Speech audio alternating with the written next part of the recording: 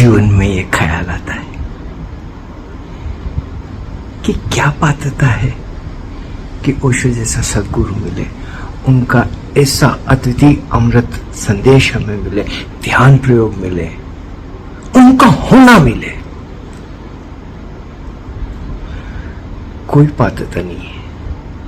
मैं तो जब आकलन करता हूं तो इस मानवता का भी ऐसी कोई पात्रता नहीं देखता कि ओशो जैसा संबुद्ध इस मानवता को अस्तित्व उपहार में दे।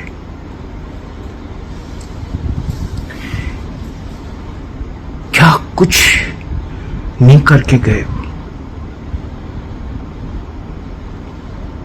ऐसा इस मानवता ने क्या किया तू ओशो मिले।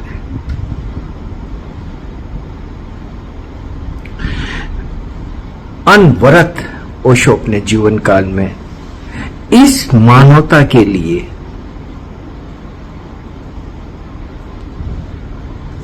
उपदेश देते रहे, संदेश देते रहे, प्रेम देते रहे, आशीर्वाद देते रहे, अपनी उपस्थिति को देते रहे।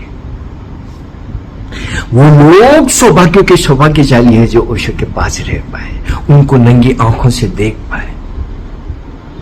ऐसा समय इस अस्तित्व में हजारों हजारों साल में आता होगा,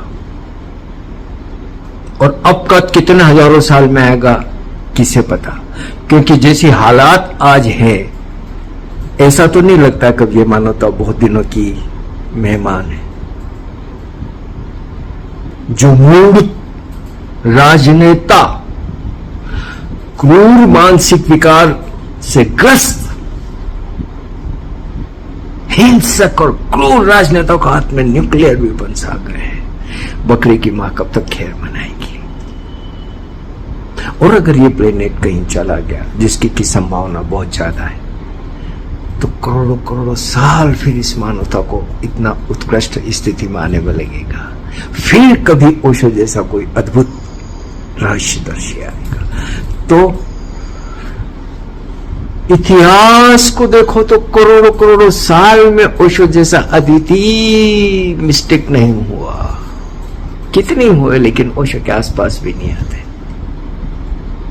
सारे रहस्यदर्शियों को एक पलड़े में रख दो, अकेले ओशो को एक पलड़े में।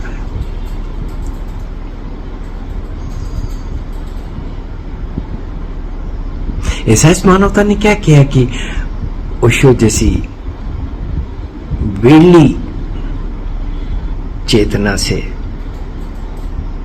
मिलना हो।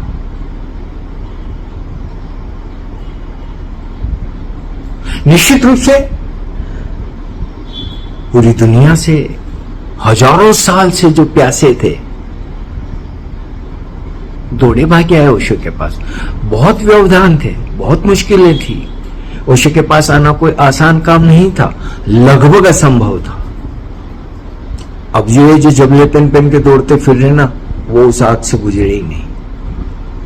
उन्हें पता ही नहीं था, अंदाजा भी नहीं को कैसी आग थी जिस वक्त कपड़े, भगवा कपड़े और माला ओशो की पहन के बाहर निकलना, सार्वजनिक जीवन में आना। रोज आप तलवार की धार पे चलते हो। और मजेदार चीज ये जो कई चपलाधारी मालाधारी आजकल दौड़ते फिरते हैं और मालाएं पहन पहन के भागते फिरते, ये उस दौर में कपड़े और माला नहीं पहनते थे। मैं व्यक्तिगत रूप से ऐसे लोगों को जानता हूं जो जब आश्रम आते थे तो पहन लेते थे कपड़े माला, तो ज्यादा से ज्यादा जाते हो गेट के बाहर, नहीं तो railway station. Pune railway station से ज्यादा उनकी हिम्मत नहीं होती। भगवा कपड़े रखे बैग में, माला रखी बैग में, और घर चले गए। हो जी छोरी छोरियों की शादियां कर रहे हैं, बच्चे पैदा कर रहे हैं, पोते पोती, ये वो सब। और आज बड़े माला पहनेंगे, हाजियों में तो बड़ा वो गुरु की बात है। उस वक्त अगर ओशो को ईमानदारी से जी लिया होता ना, तो ये दंश अंदर नहीं रहता, दंश रह गया। उस गिल्ट को आज ये भागा दौड़ी करके पूरी कर रहे। और लोगों को भी कह रहे माला पहनो जी, क्योंकि रह रह के अंदर से वो टीस आती है कि उस वक्त हम साहस नहीं कर पाए ओशो के साथ खड़ा होने। और बात तो सारी साहस की है अध्यात्म की राह पे। ये तो मार्ग सिर्फ साहसियों का है। तो अपने आप को कहीं न कहीं उससे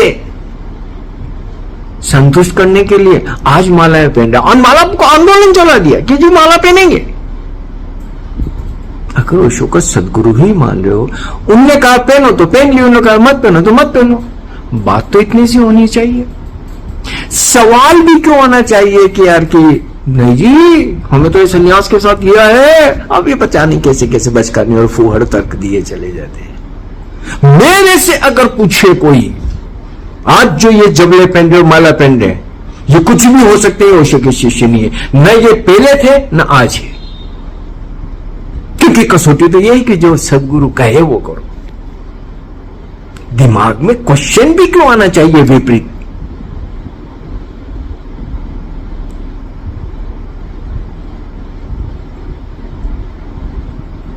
और जो लाखों ओशो के लाखों करोड़ों शिष्य हैं वो वैसे ही है।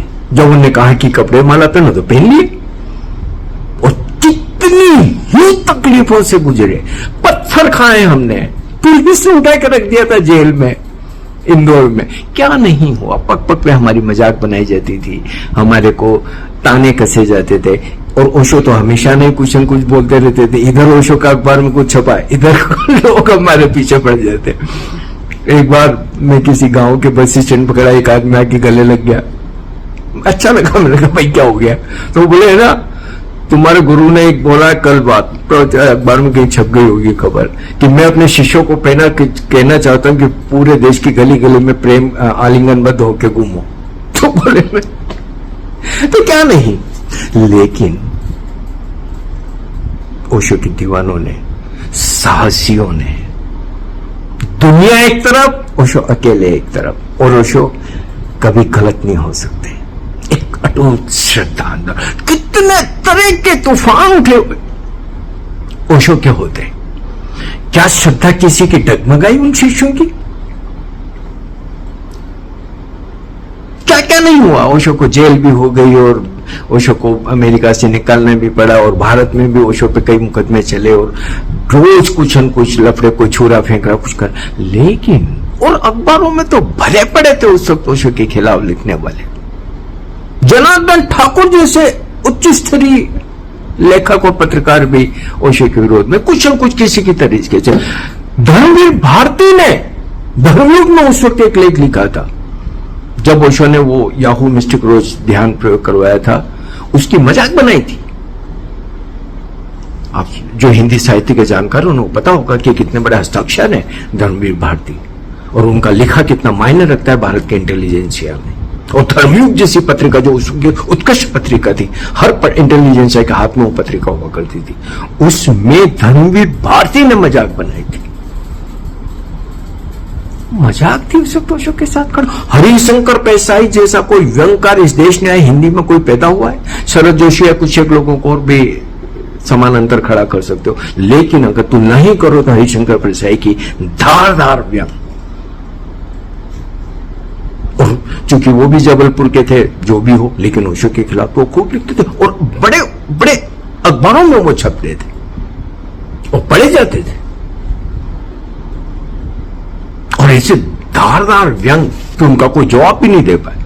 जब एक बार ओशो ने बोला था पूना वन के बात है कि मैं गेट के बाहर लिखा देना चाहता हूं कि कुत्ते और राजनेताओं को प्रवेश निषेध है, तो हरिशंकर प्रसाद ने एक व्यंग लिखा था, अंदर का कुत्ता बाहर का कुत्ता। बोले दूसरों कुत्तों को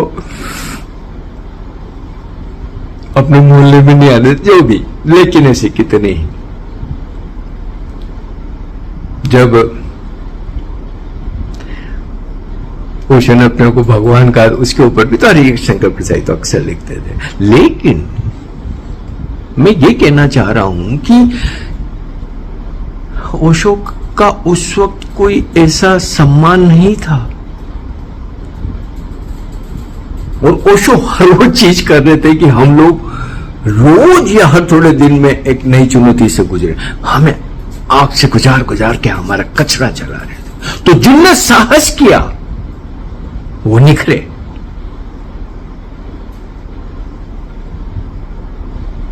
जो कमजोर थे, जो डरपोक थे, जो गणितबाज थे, हिसाबी किताबी थे, उस वक्त भी हिसाब किताब लगाते रहे कि यार कपड़े और माला चलो ठीक है, आश्रम में पहन लिया बात, क्योंकि आश्रम में कपड़े और माला नहीं पहनो तो थोड़े से विजाती तत्व हो जाते हो।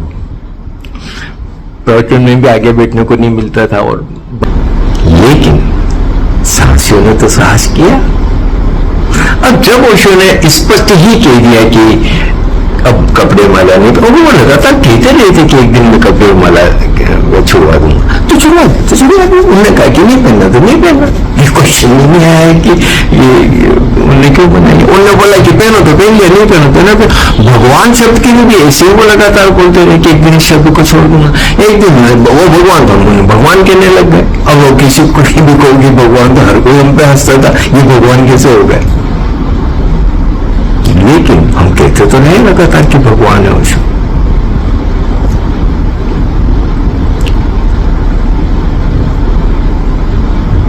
लेकिन उसके बाद उन्होंने जब कहा कि मेरे को भगवान नहीं है, ओशो को, लेकिन आज भी मूलजन लगे हैं, ये आप ओशो का अपमान कर रहे हैं। उस व्यक्ति को पूरा हक है अपनी निष्ठा को ईमानदारी से जीने का, क्योंकि उन्हें हमें भी अपनी निष्ठा को ईमानदारी से जीने का पूरा हक दिया। अब वो अगर अपने नाम को बदलना चाहते हैं, अपने काम को वो जिस भी रूप में देना चाहते हैं, तो हम कौन होते हैं बीच में? नहीं जी, हम तो आपको भगवान कहेंगे। क्यों कहोगे भाई? जब उन्हें कहते हैं कि मुझे भगवान नहीं कहना, ओशो कहना, जब उन्हें बोलिए तो माला नहीं पहनना, फिर क्यों पहनोगे? उनको अपने काम को अपने ढंग से शेप देने का अधिकार है कि नहीं है?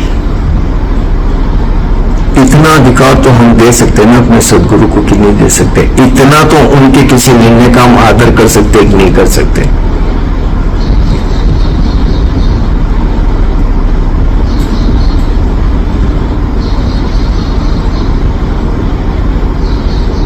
अब ठीक है, किसी ओशो ने अपने कार्य को कई चरणों में निकाला, कभी कीर्तन मंडलियां निकलाई, कभी कि उसके। अब आज जो ये फिल्मी गाने बजा रहे तो ओशो के का ध्यानदारी करो, शर्म नहीं आती? 70 के दशक में जब भारतीय फिल्मों का संगीत बहुत उत्कृष्ट हुआ करता था, कैसे कैसे गीतकार, साहिल लुधियानवी, शैलेंद्र, कैफी आजमी, नीरज, और कैसे संगीतकार रवि, खयाम, मनमोहन, क्या क्या उन्होंने रचनाएं की, क्या उन्होंने संगीत दिए,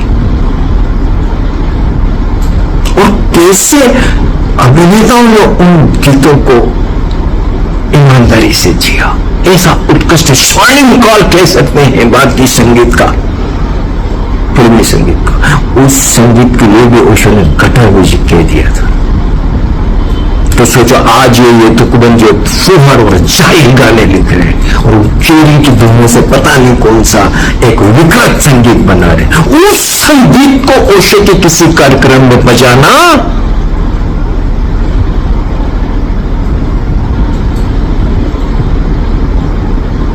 शर्म नहीं आती लोगों को? क्या कर रहे हैं तुम? फुहर का किस तरह पे लेके जाओगे? क्या ये बात ओशो की स्पष्ट नहीं थी कि उनके परिसर में सिर्फ उनका संगीत बजेगा, बाहर का कोई संगीत नहीं बजेगा? एक बार विजिटर सेंटर पे जगदीश सिंह की गजलें चला दी, ओशो ने मना करवा दिया था। हाँ, जो पीछे मीरा बॉन में और पीछे जब कुछ रात को कुछ पार्टियां वाटियां होती थी, वहां तुम अकेले कमरों में, बंद कमरों में, वहां तुम अपना कुछ कर सकते हो। और पूर्णा वन के दौर में सोम जी किचन में सब किया जा सकता था। लेकिन लाउड से जो जहां ओशो का है, वहां पे तो ये सब नहीं करने दिया ना उन्होंने। हाँ, गाने भी जा रहे हो, वो भी फुहर गाने, शीला की जवानी।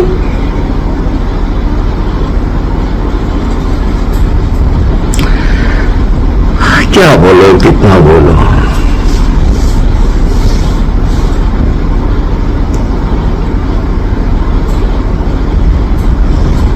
जब ये सब हालत देखता हूं तो मुझे लगता है कि ये मानवता ओशो की पात्र नहीं। ऐसा कुछ नहीं किया इस मानवता ने जो इसे ओशो मिले। और अगर ये मानवता खाली हाथ रह जाती है